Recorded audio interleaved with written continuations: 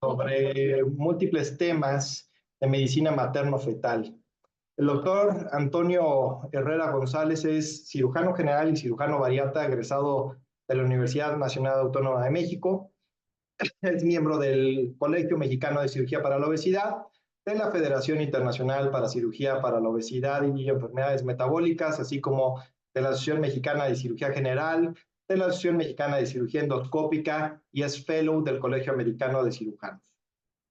Cuenta con múltiples publicaciones relacionadas con respecto a cirugía general y cirugía bariátrica. Además, en el 2019 fue galardonado como el investigador joven, uno de los talentos de la Federación Internacional de Cirugía para la Obesidad, de la IRSO y de la Asociación Americana de Cirugía Bariátrica.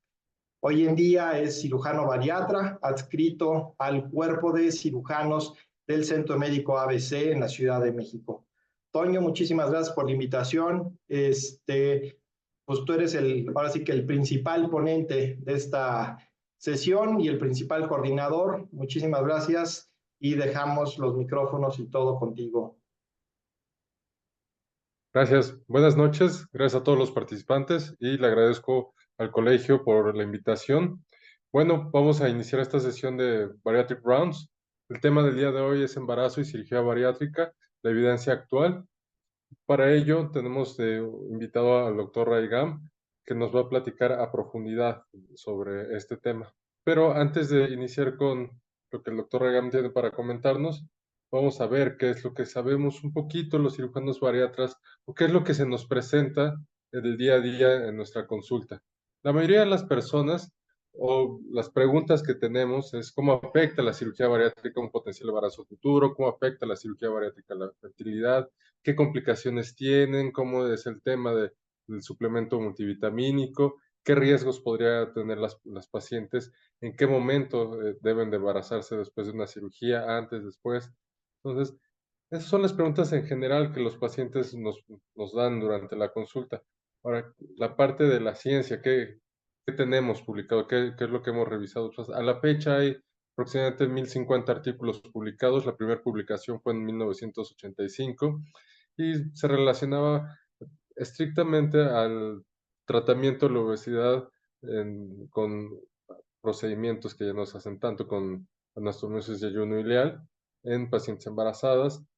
A la fecha solo hay 50 revisiones sistemáticas, 20 metaanálisis y los principales temas que se abordan es el impacto que tiene la cirugía en la madre, el efecto nutricional en la madre, particularmente en pacientes que padecen también ovario poliquístico. El tema del efecto en la fertilidad es de suma importancia, el efecto de los impactos que tienen en el producto, sobre todo por las deficiencias nutricionales potenciales, más en los procedimientos malabsortivos, la lactancia, las afectaciones cualitativas y cuantitativas, la comparación de los dos procedimientos que se realizan más y que son los más estudiados también, que son los más estudiados para efectos en el embarazo, que es el bypass en Y de Roux y la manga gástrica, y en qué momento es el ideal para hacer el procedimiento o sobre todo embarazarse después de un procedimiento bariátrico.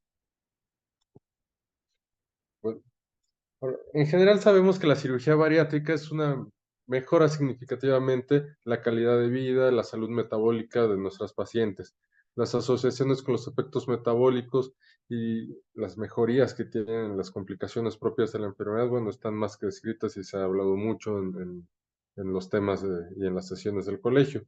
La mejoría en la fertilidad, si bien no es de las principales mejorías después de la cirugía, pero bueno, sí existe ahí una relación causal al respecto, las consecuencias que tiene a la madre y al producto, como ya lo había comentado, y sobre todo las consecuencias nutricionales, específicamente ciertas deficiencias vitamínicas y de algunos oligoelementos.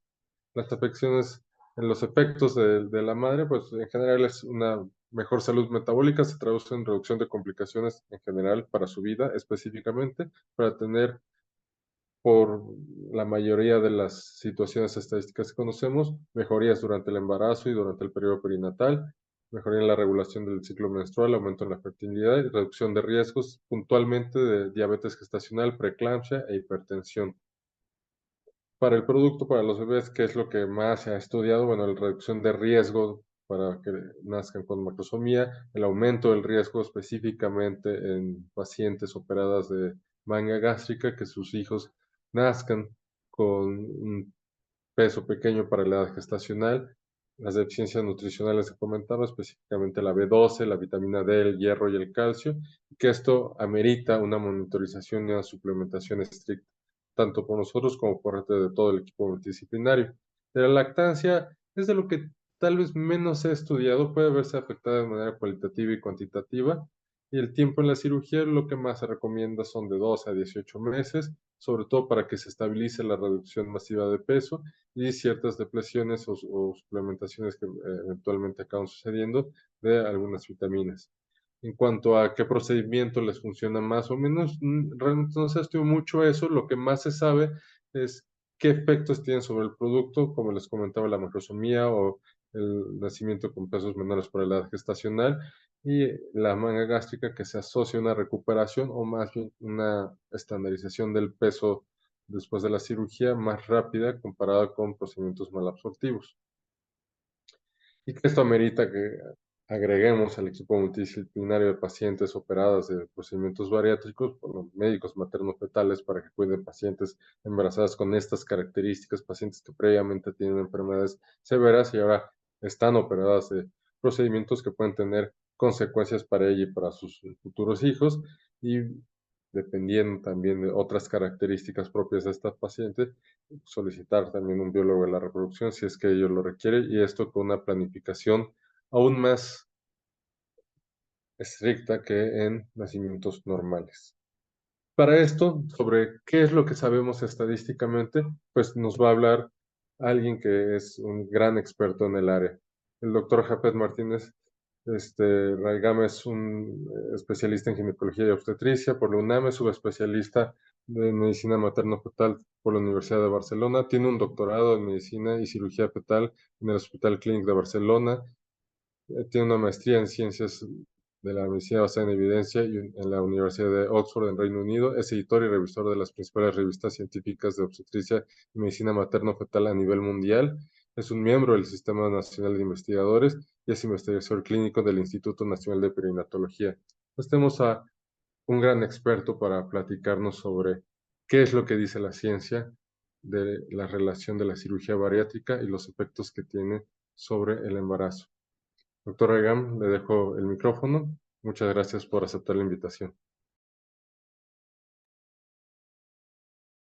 Hola, ¿qué tal a todos y buenas noches? La verdad es que al contrario, gracias a ustedes, gracias al colegio, a su presidente por la invitación. La verdad es que es un honor para mí poder compartir con ustedes un poquito de, pues vaya, de embarazo, de mi tema de expertise y combinarlo con esta parte de cirugía bariátrica. La verdad es que es interesante y espectacular porque confluimos por primera vez en, en en una misma situación, en un mismo tratamiento en una mujer, que bueno, esto es muy relevante porque el 80% de las mujeres que se realizan cirugía bariátrica están en edad reproductiva. Significa que esto va en aumento. Va en aumento porque muchas de las pacientes que se realizan cirugía bariátrica saben que la obesidad es una epidemia y que la cirugía bariátrica realmente llegó a darle luz a, como tratamiento que mejor resultado tiene a la obesidad. Y esto nos ha dado muchísimos beneficios en las mujeres a corto y a largo plazo. Cada vez lo vamos a ver más común porque cada vez hay más cirugía bariátrica, cada vez es más sencillo, hay más expertos, hay más evidencia, es más segura, es más barata también. Y esto le permite a las pacientes acceder a ello. Los criterios han mejorado, se han hecho un poco más laxos. Y esto ha ayudado que cada vez se hagan más cirugías bariátricas en estas mujeres en edad reproductiva, muchas de las cuales estaban en un punto tal vez de infertilidad o querían tener un hijo. Sobre todo porque las mujeres están empezando a embarazar mucho más tarde en el embarazo. Cuando hacemos investigación en Barcelona, el promedio del primer hijo era 34 años de edad. Imagínense, 34 años el primer hijo. Algo que nosotros vemos perfectamente bien en nosotros en nuestra población como médicos, pero esto sucede en población mujeres muy preparadas, lo cual es muy bueno. O sea, está muy bien que haya más preparación, pero también a más edad también vienen muchas consecuencias, entre ellas una reducción hasta el 60% de la fertilidad y muchas otras complicaciones como preeclampsia, restricción de crecimiento, problemas propios relacionados a un daño endotelial en estos pacientes. Y quiero contarles una historia de hace mucho tiempo, en el 45, los holandeses estuvieron sitiados por los nazis. Ellos no querían cooperar y bueno, los sitiaron para forzarlos un poquito a cooperar con los nazis. Y cuando finalmente levantan el sitio, les cae a los pobres holandeses un invierno brutal que llaman el invierno de hambre. Y les platico esto porque quiero que entiendan un poquito la importancia de la nutrición y el consumo calórico en la mujer embarazada. La mujer embarazada utiliza un 10%, 20% y 30% por cada trimestre que va incrementando de gasto calórico basal, de un consumo extra en el gasto calórico basal para poder mantenerse ella, su índice de masa corporal, su musculatura y a su feto. Porque indudablemente la placenta está llena de receptores y transportadores de glucosa y de nutrientes que le permiten alimentar a ese feto a pesar de que haya deficiencias en la madre. La placenta misma, a través de sus hormonas, va a promover un incremento de la glucosa, una resistencia a la insulina fisiológica y un incremento de la liberación de macronutrientes que le van a ayudar al feto a mantenerse siempre con adecuado aporte para poder crecer. En las primeras 20 semanas del embarazo, pues vaya, no crecen más que 300 gramos. Pero en la segunda mitad del embarazo es cuando la placenta se ve exigida. El feto le exige a la placenta y le dice, oye, necesito nutrientes. Y empieza a haber una hipertrigliceridemia, una hipercolesterolemia fisiológica que le permiten un aporte calórico suficiente al feto. Imagínense que ustedes se acuerdan perfectamente que las moléculas de grasa aportan 9 kilocalorías por mol, a diferencia de la glucosa que es 4,5. Y vaya, esto sucede para mantener una buena alimentación al feto. En ese entonces los pobres holandeses llega el invierno de hambre y no tienen de qué alimentarse. Comen tulipanes, ratas, vaya, lo que fuera. Comían menos de 400 kilocalorías por día. Y fue muy significativo porque hubo muchísima desnutrición en las mujeres embarazadas, bebés que nacieron prematuros, que nacieron muy pequeños, que en sus primeros 2 años de vida fueron muy pequeños. Y esto se dieron cuenta a través, el doctor Barker, muy famoso epidemiólogo allá en Reino Unido, se empezó a dar cuenta que esto tenía consecuencias en la vida del adulto. Había una consecuencia de una disminución en la estatura media, había un incremento en el riesgo cardiovascular, incremento en los infartos, incremento de diabetes tipo 2, obesidad, hipertensión arterial. De hecho, correlacionó que entre menos peso al nacer, más presión arterial en la vida del adulto. Y esto le llamaron el famoso síndrome X, que después se transformó en el síndrome metabólico, que antes le llamaron originalmente el síndrome del niño pequeño. ¿Y por qué digo esto? Porque ya sabemos que en el embarazo, durante la vida intrauterina y el primero y el segundo año de vida le dan forma al resto de nuestras vidas. Y esto es fundamental. De tal modo que el impacto que hay en la persona al principio, en la vida fetal y en los primeros 2 años, es el más grande. Aquí es donde viene el concepto de programación fetal. Aquí hay cambios epigenéticos. No es que se modifiquen los genes, sino que prenden y apagan algunos genes para defenderse, pensando que se va a defender toda la vida, que va a estar expuestos a un peso bajo, que va a requerir más resistencia vascular. Y esto finalmente se va a traducir en incremento de la presión arterial, dislipidemia, obesidad, diabetes, etcétera, etcétera, en la vida del adulto. Pero igualmente es nuestra mejor oportunidad de poder corregir cualquier situación que existe de manera muy temprana para que esta persona a lo largo de su vida tenga mucho mejor pronóstico para consecuencias a corto plazo y a largo plazo. Y vaya que la cirugía bariátrica vino a cambiar todo el concepto del tratamiento de la obesidad y ha sido espectacular. La verdad, mis respetos para todos ustedes que se dedican a este tema, yo creo que le están dando una gran solución al mundo entero respecto a esta epidemia de obesidad que no pinta ni de cerca que se vaya a acabar, si no va en aumento, y los felicito porque escogieron una especialidad que va a redituarles por mucho tiempo, ¿no? La pregunta más importante es: ¿cuándo debe embarazarse una paciente posterior a una cirugía bariátrica? Y esto va en relación mismo a la cirugía bariátrica y a lo que les contaba del invierno de hambre.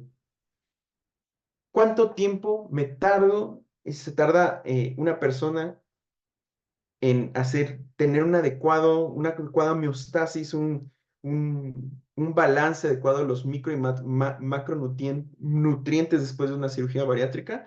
Todos sabemos que una de las principales complicaciones, ya aparte de que la cirugía bariátrica tiene cosas espectaculares como disminución en la diabetes o incluso remisión de la diabetes, una pérdida de peso que es mantenida a través del tiempo, que es el único que lo logra, un decremento en la mortalidad y un incremento hasta de 10 años de la calidad de vida en general, una mejora en la calidad de vida, etcétera. Pero también tenemos cosas malas en la cirugía bariátrica, y la principal yo creo que es la malnutrición, especialmente proteica, que sucede en un 3 a un 25% de las ocasiones. Tanto micronutrientes como macronutrientes, vitamina D, vitamina B, biotina, hierro, que son muchos de los que presentan mala absorción. ¿Cuánto tiempo dura esto? Se ha calculado que más o menos dura de 12 a 18 meses después de la cirugía. Este es el sustrato para la recomendación con baja evidencia de cuándo debe embarazarse después de una cirugía bariátrica una paciente embarazada.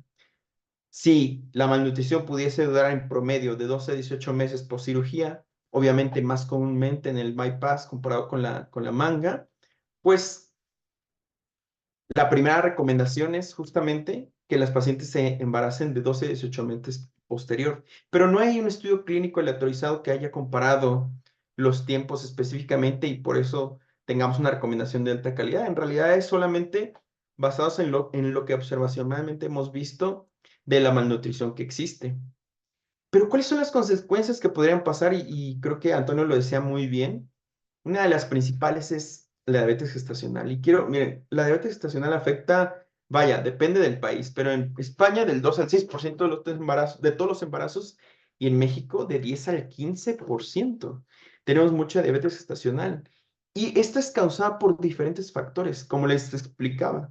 La placenta fomenta una hiperglicemia por resistencia a la insulina fisiológica que le da aporte a través de canales GLUT4 o GLUT1 directos que hay en la placenta, un aporte directo de energía y calorías al feto para mantenerse. Esto es relevante en la segunda mitad del embarazo, sobre todo el punto máximo de resistencia a la insulina sucede entre las 24 y las 28 semanas, que es justo el momento donde el feto crece más. Y este incremento fisiológico también puede pasarse un poco y puede resultar en que esta paciente tal vez desde el principio de su vida venía con factores de riesgo agregados que incrementaban el riesgo que esto suceda. Algo que me he dedicado a estudiar algunos años y que fue parte de mi tesis de maestría en Oxford es la predicción de diabetes gestacional. Y uno de los factores de riesgo más importantes en la diabetes gestacional es haber tenido diabetes gestacional en el embarazo previo, glucosa en ayuna, uso de drogas para ovulación, familiares con diabetes, algunas razas, haber nacido con peso alto, haber tenido hijos con macrosomía, tener más de 35 años, ya ven que lo de la edad sí es importante, más de 69 kilos de peso, ser muy bajita. Y vaya, esto es extremadamente importante porque las consecuencias de la hiperglicemia a largo plazo son importantes. A corto plazo, ustedes saben que hay más distosia de hombros, hay más preeclampsia, hay más parto prematuro, hay más complicaciones como macrosomía, hipoglucemia al nacer. Y esto es bastante relevante, y a largo plazo esto nos puede dar más consecuencias como en el adulto que fue hijo de madre diabética: intolerancia a la glucosa, síndrome metabólico, sobrepeso, obesidad, riesgo de diabetes tipo 2. Y cuando uno intenta hacer predicción de diabetes gestacional, y esto fue parte de mi test, como decía, allá en Oxford, que junté más de 2.500 pacientes de manera prospectiva y multicéntrica, me di cuenta que uno de los factores de riesgo más importantes es haber tenido antecedente de diabetes gestacional y la glucosa en ayuno desde el primer trimestre, porque nos dimos cuenta que Sí es verdad que no necesariamente la paciente que va a desarrollar diabetes gestacional tiene una glucosa extremadamente elevada, ni fuera de rango, porque si no, significaría que ya era diabética desde antes, pero sí ligeramente mayor. Se dan cuenta de una diferencia significativa entre las que desarrollan o desarrollan diabetes gestacional en nuestro estudio de 82 a 75. 82 aquellas que desarrollan diabetes gestacional y 75. Y otro muy importante es la presión arterial que, vaya, esto me hizo considerar muchas cosas y que muy posiblemente no sabemos si estamos prediciendo diabetes, prediciendo hipertensión o en realidad solo prediciendo, no sé cómo se diga, prediciendo aquellas pacientes que ya tenían un primer daño desde la vida intrauterina infantil que se reflejó en su vida posterior y fueron incapaces de tolerar el reto del embarazo y ya mostraban desde el principio daño endotelial que incrementaba la glucosa en ayuno y que incrementaba la reactividad de los vasos por daño del endotelio preexistente, una disminución del óxido nítrico y que esto finalmente lo viésemos reflejado en un leve incremento de la presión arterial desde el principio del embarazo. ¿Y a qué voy con esto? Que nosotros sabemos que la cirugía bariátrica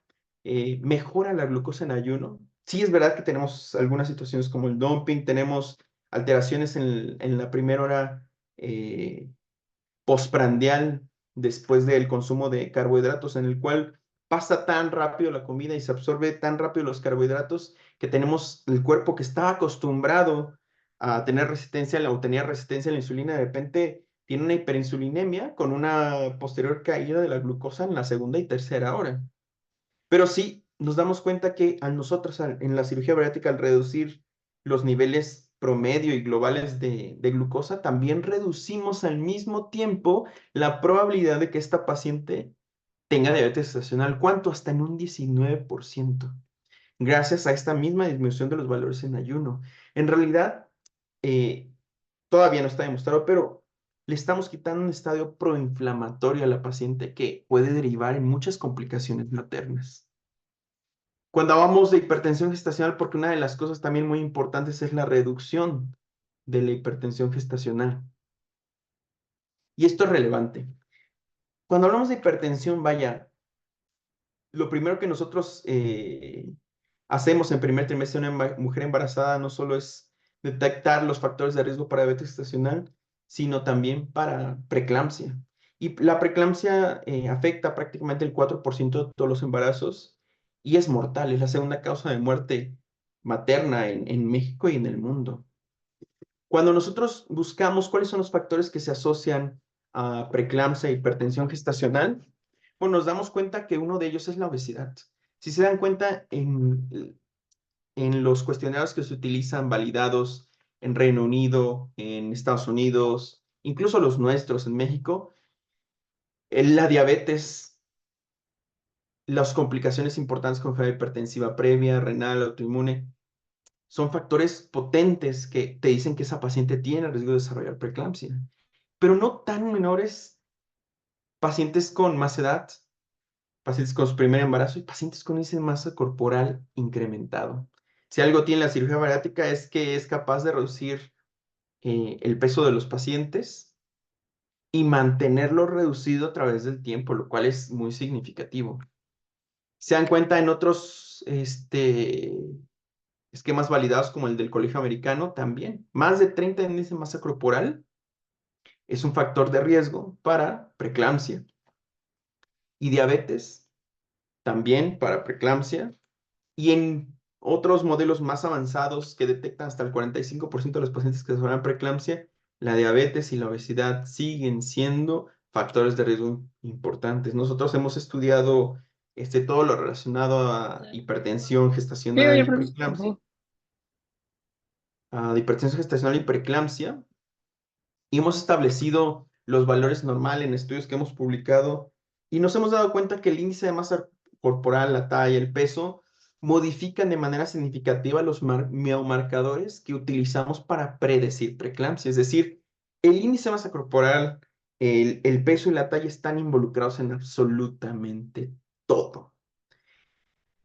Esto es muy importante porque cuando nosotros hicimos nuestro propio modelo de inteligencia artificial para predecir preeclampsia, que lo tenemos publicado en una de las mejores revistas del mundo, si se dan cuenta, el cuarto factor más importante para predecir preeclampsia es el índice de masa corporal.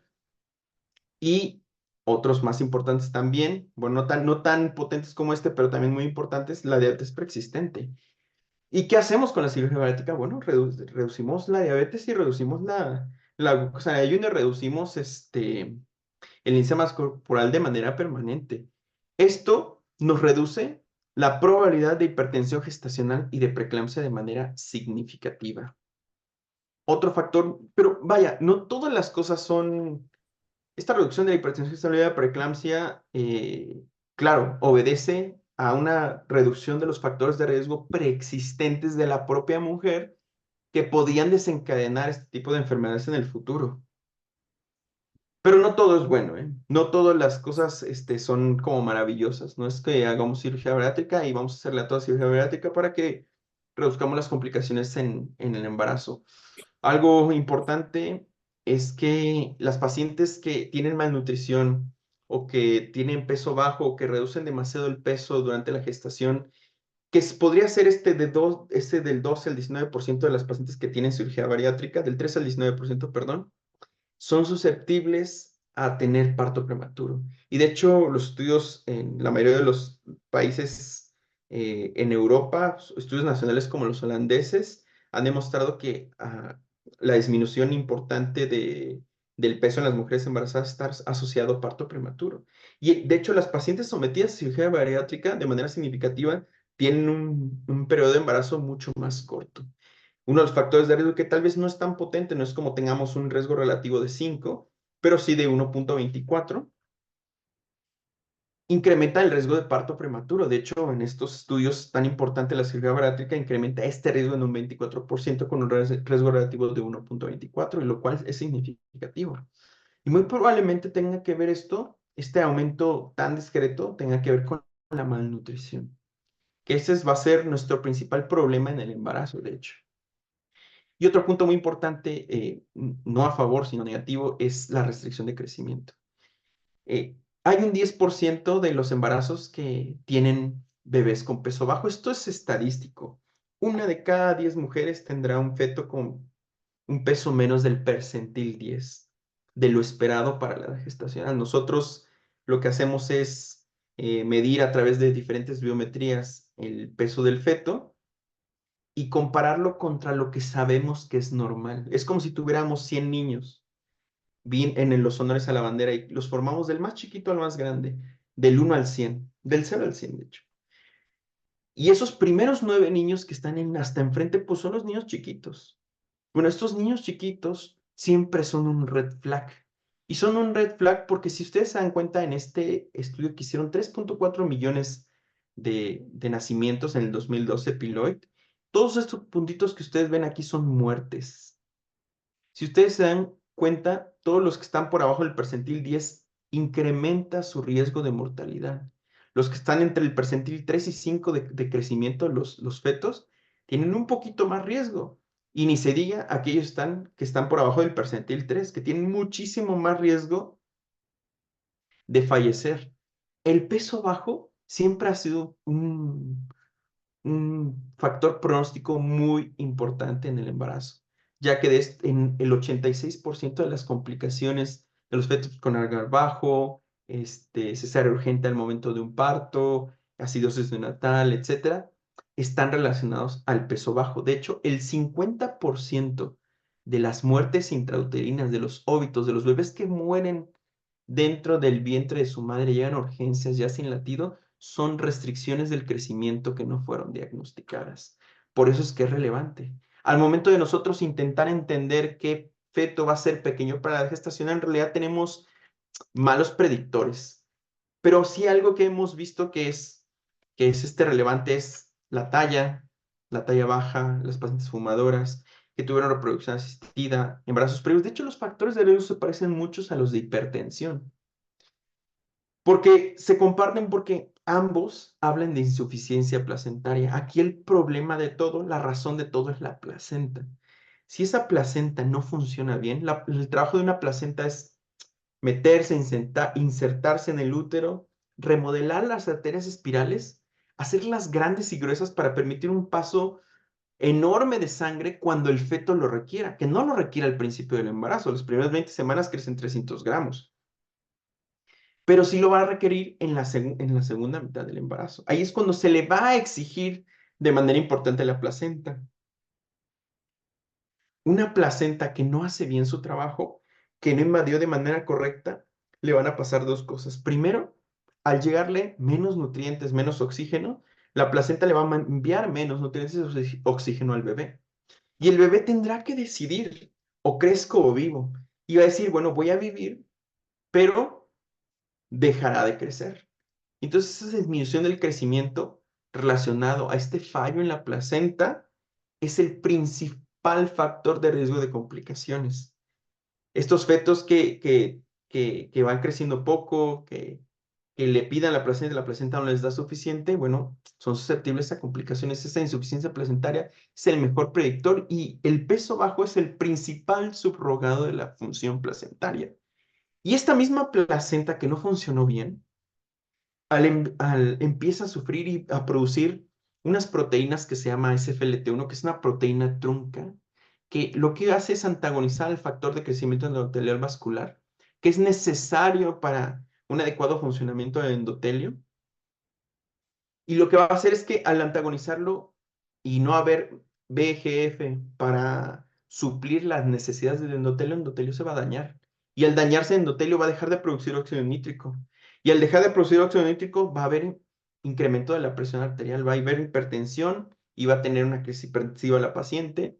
Los podocitos en el riñón requieren VEGF para estar saludables y al tener menos VEGF lo que va a pasar es que sus fenestras se abren y nos va a dar los síntomas típicos de la preeclampsia, que son hipertensión y proteinuria. Así es como la diagnosticamos. ¿Y por qué les digo todo esto? Porque la placenta como causante de todos estos problemas, vaya, intentamos nosotros predecir la insuficiencia placentaria. Hay unos factores que nos permiten predecir la insuficiencia placentaria es el peso. Los pacientes que no ganan suficiente peso durante el embarazo son susceptibles a insuficiencia placentaria. Está demostradísimo que una paciente con un índice de masa corporal normal debería de ganar entre 8 y 12 kilos. Una paciente con sobrepeso o obesidad debería ganar entre 6 y 8 kilos. Una paciente con peso bajo debería de ganar más de 12 kilos. Si no cumplen las expectativas, existe incremento del riesgo de restricción de crecimiento. Y esto es particularmente importante en las pacientes que tienen cirugía bariátrica y que tienen malnutrición y mala absorción, porque estas pacientes, al ganar, las pacientes, de hecho, en el estudio holandés que fueron sometidas a cirugía bariátrica, tienen hasta una disminución durante el embarazo de menos 200, 300 gramos, es decir, no ganan peso. Son pacientes que tal vez desde el principio, poscirugía, estaban en una disminución importante de peso, se embarazan el primer año donde todavía están en esta disminución de peso, se embarazan y no ganan nada de peso, disminuye el peso. Esto hace que la cirugía bariátrica incremente el riesgo de un feto con peso bajo para la edad gestacional, o sea, que esté menos del percentil 10 en un 129%. Los estudios con un riesgo en un odds ratio de 2.29, lo cual es significativo. Existen otro tipo de complicaciones como mortalidad, existen otro tipo de complicaciones como eh, eh, eventos adversos propios o típicos como acidosis, ABAR bajo, etcétera, pero no hay diferencia significativa en ninguno de estos y no hay suficiente evidencia todavía para medir la probabilidad de fallecimiento dentro del vientre. Tal vez si incrementa el peso bajo o la restricción de crecimiento por insuficiencia placentaria en pacientes que tienen malnutrición, pues muy probablemente en 12,000, 13,000, 15,000 pacientes a largo plazo tengamos un ligero incremento en los fallecimientos dentro del útero. Entonces, ¿cuál sería la recomendación en general en los pacientes con cirugía bariátrica? En realidad, lo más importante es que no tengan malnutrición. El que las envíen a nutrición y lleven una adecuada disminución de peso, pero no exagerada y no malnutrición y se les suplemente de manera adecuada a través del embarazo los micro y macronutrientes, que esto lo debe de medir el nutriólogo. La verdad es que meternos a hacerlo nosotros no es lo correcto. Yo sé que todos ustedes en el ABC, en otros lugares, tienen un equipo multidisciplinario de gente experta en esto.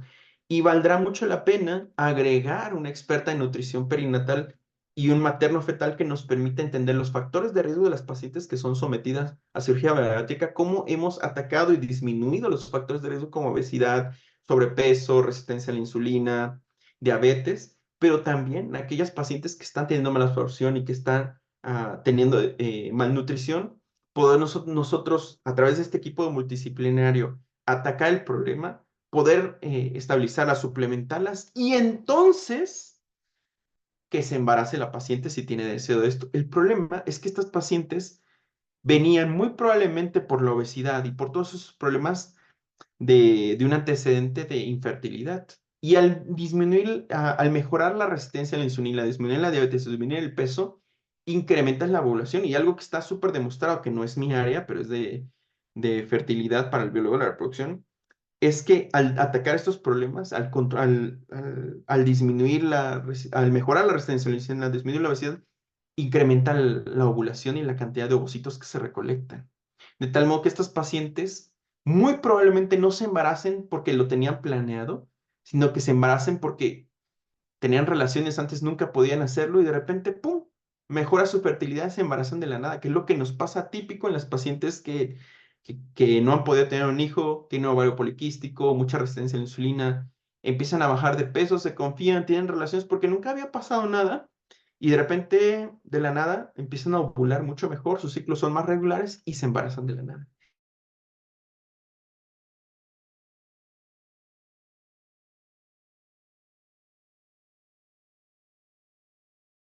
No hay pasos, no necesariamente empleados del todo. Este problema no lo vamos a atacar ya que las cortes que hay en investigación internacional son de 300, 400 pacientes. En realidad la cantidad de pacientes es bajita, 1200 por mucho. Nos falta hacer muchísima investigación para entender nosotros cómo podríamos evitar este tipo de complicaciones, cómo podríamos evitar y mejorar la malnutrición en las pacientes en edad reproductiva y la necesidad, que esto no sea atacado del todo y no sea consensuado del todo, la necesidad de métodos anticonceptivos en pacientes en edad fértil que son sometidas a cirugía bariátrica y que no desean embarazarse, porque vaya, esto será algo que tendrá que formar parte de las recomendaciones en las pacientes de edad fértil que se les den antes de una cirugía bariátrica, que creo que son extremadamente relevantes. Y bueno, tampoco quería tomar demasiado tiempo ni hacerlo demasiado complejo. Quería agradecer un metaanálisis de esto, pero no me da la vida con tantas cosas, pero quise tocar los puntos más importantes, significativos y las razones de base por las cuales suceden cada uno de estos. Muchísimas gracias.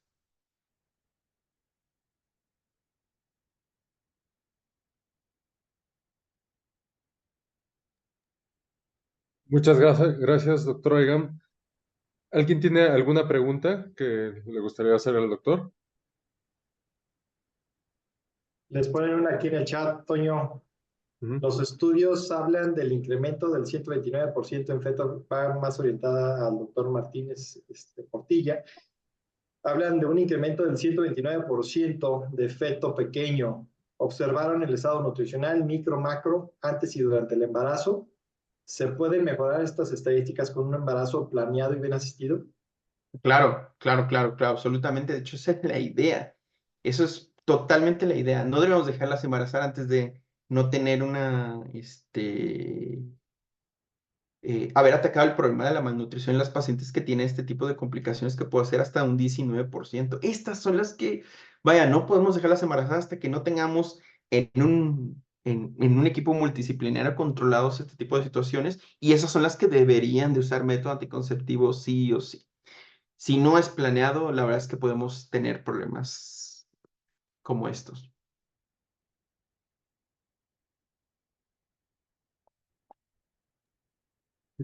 Tenemos otra pregunta en el chat. Um, ¿La suplementación del embarazo inicia en el segundo trimestre? No, la suplementación del embarazo inicia 3 meses antes del propio embarazo. Desde 3 meses antes se tiene que suplementar con multivitamínicos. Y miren, a pesar de que no hay estudios clínicos grandes respecto al uso de calcio, vitamina D, déjenme decirles que las pacientes que tienen deficiencia de calcio, que tienen menos de consumo de 1000 unidades de calcio al día, y esto solo lo calculan los nutriólogos, nosotros no es calcio sérico, No, solo lo pueden calcular en el consumo de calcio los expertos a través de cuestionarios específicos para esto. Tienen más riesgos de preeclampsia. Las pacientes con disminución en vitamina D, que yo hice un estudio donde piqué a todos los ginecólogos en el Congreso Nacional y más de 2.000 ginecólogos, me di cuenta que hay un 86% de deficiencia o insuficiencia de vitamina D. Y la insuficiencia o deficiencia de vitamina D incrementa de manera significativa el parto prematuro, la hipertensión gestacional y la ruptura de membranas. Y otro punto muy importante es que la disminución en los niveles de ácido fólico incrementa la probabilidad de defectos del tubo neural y de hierro de complicaciones en el embarazo como hemorragia, restricción de crecimiento, etcétera. Y si se dan cuenta, hay demasiados confusores en medio. O sea, nosotros no podemos aislar de manera única y decir, la cirugía bariátrica es causante nada más de esto. Hay miles de confusores en medio como la malnutrición, la disminución en la vitamina D, que ya estaban asociados de por sí a complicaciones del embarazo. Se debe suplementar 3 meses antes con calcio, vitamina D, multivitamínicos típicos del embarazo que vienen en el Levit, el Materna, el Previtamón, etcétera, que tienen desbiotina, que tienen vitamina D, A, D, E, K, etcétera. Durante el embarazo se tiene que mantener esa suplementación.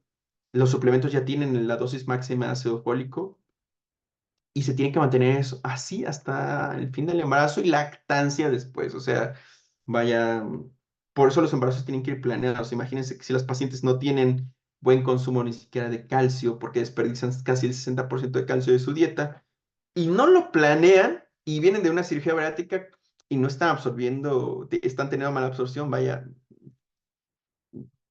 ¿qué nos puede esperar? ¿Qué le puede esperar a ese pobre bebé?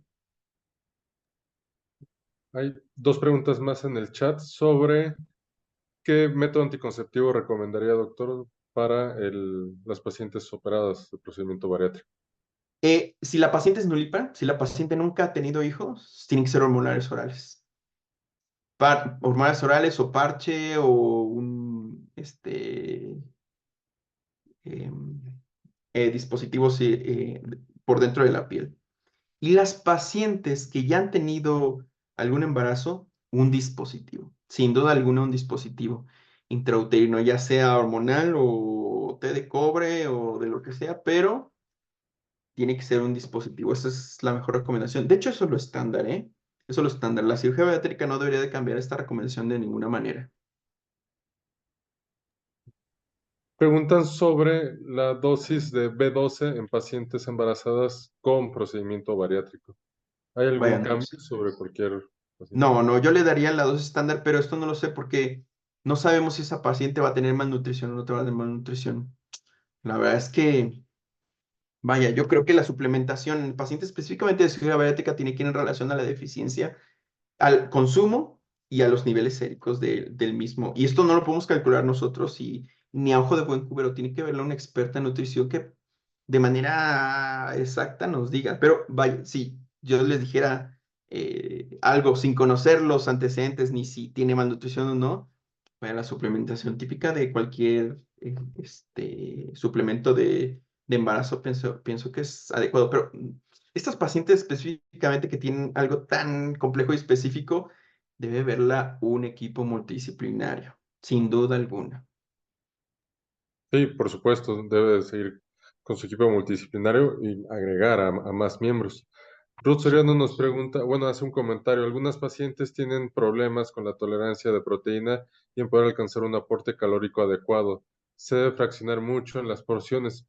¿Qué opinión le merece esto, doctor, sobre el aporte proteico que deben tener las pacientes con a veces una tolerancia baja per se por el Esto nos multiplica el problema en el embarazo, porque justamente el propio embarazo tiene en los primeros 16 semanas, estas pacientes embarazadas que tienen muchas náuseas por incremento de algunas proteínas específicas que inducen náuseas en el embarazo, tienen poca tolerancia a las proteínas.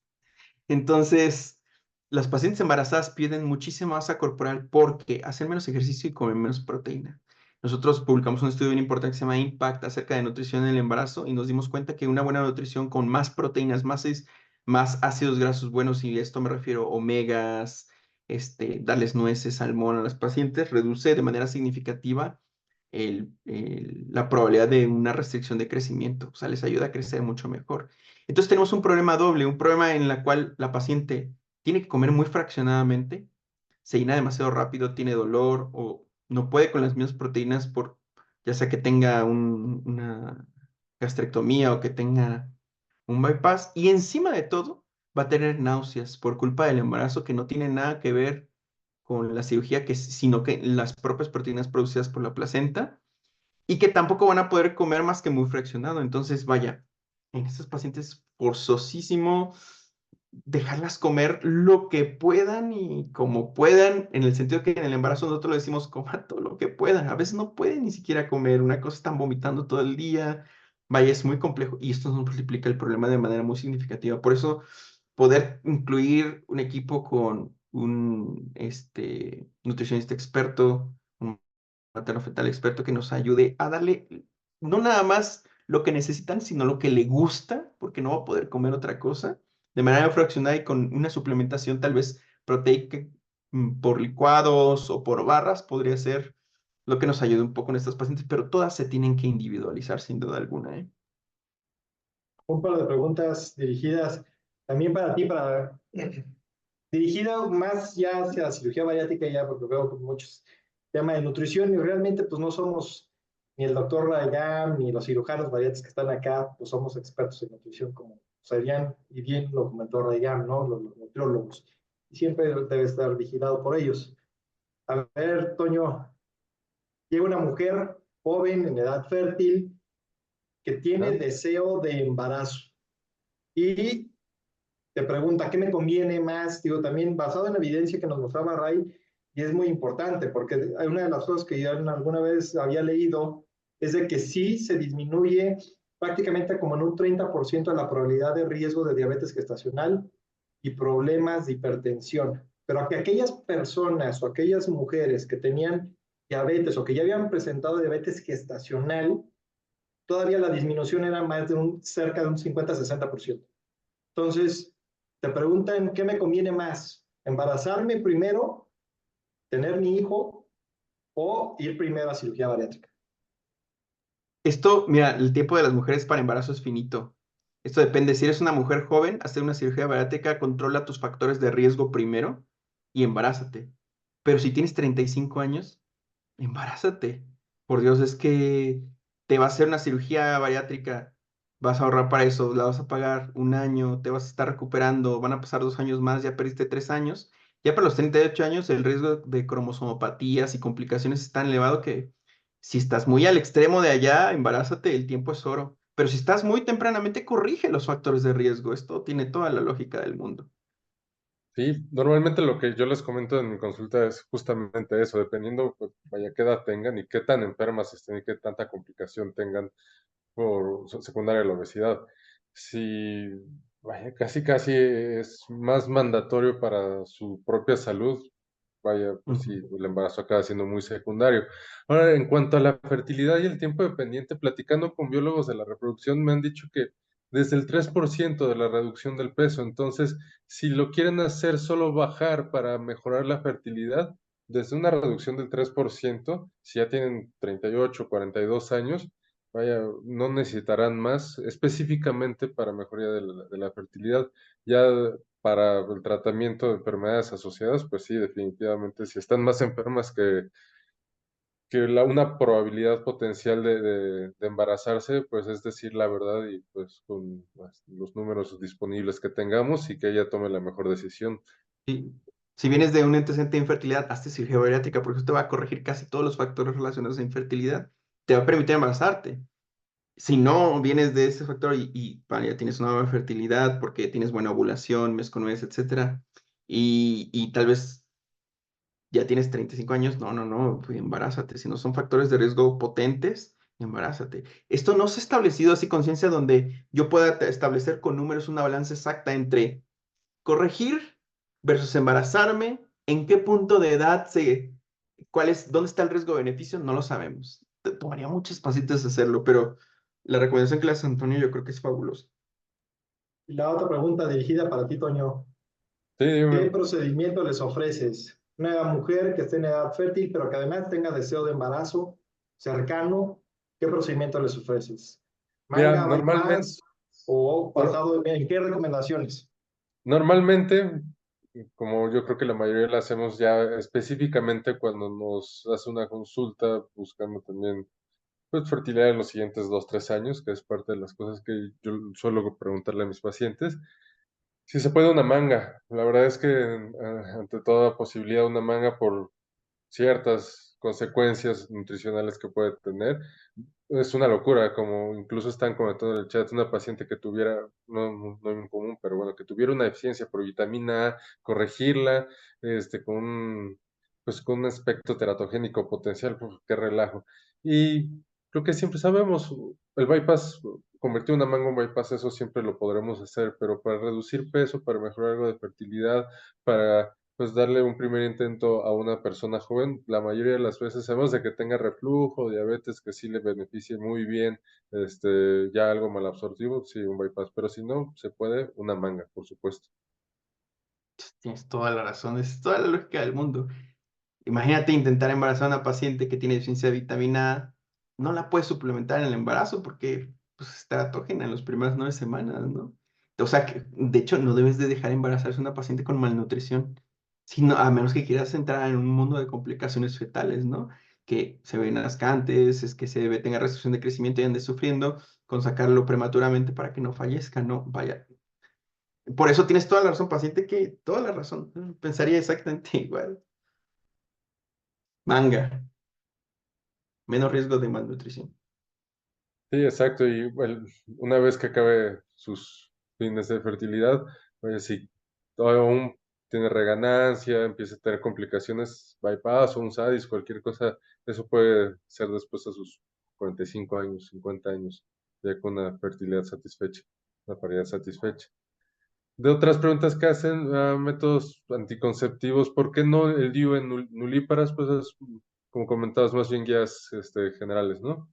Sí se puede. Yo en nulíparas sí se puede, hay dios especiales para nulíparas. Solo que el útero de la nulípara, esto es mecánico y de comodidad de la paciente. La paciente nulípara, ese útero como no ha estado embarazado, es pequeñito. Y aunque hay dios especiales, tienen unos cólicos durísimos cuando se los pones, más que la que ya ha tenido hijos. Es por esto, pero sí hay dios para nulíparas, claros. No hay ningún problema, pero no, nunca es en la primera línea de anticoncepción en las pacientes nulíparas, siempre son hormonales.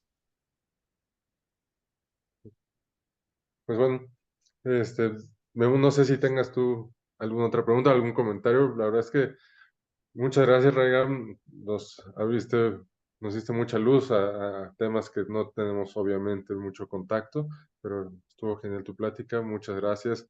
Qué mejor que tenerte a ti para este tipo de temas. Memo, ¿algún comentario? No, la verdad es que una excelente ponencia de parte de ambos. Ambos son grandes expertos, conocemos las trayectorias de ambos. Y muchísimas gracias por haber aceptado la invitación a nombre del colegio. El doctor Verbone y el doctor Romero me comentaron que se disculpaban. Esta ocasión no pudieron ingresar y que tuvieron una cirugía. Pero, pues, sin más por el momento, Toño, para finalizar la sesión. Muchísimas gracias, Ryan. Muchísimas gracias, Toño. Gracias a ustedes. Que tengan muy buena noche. Muchas gracias a todos.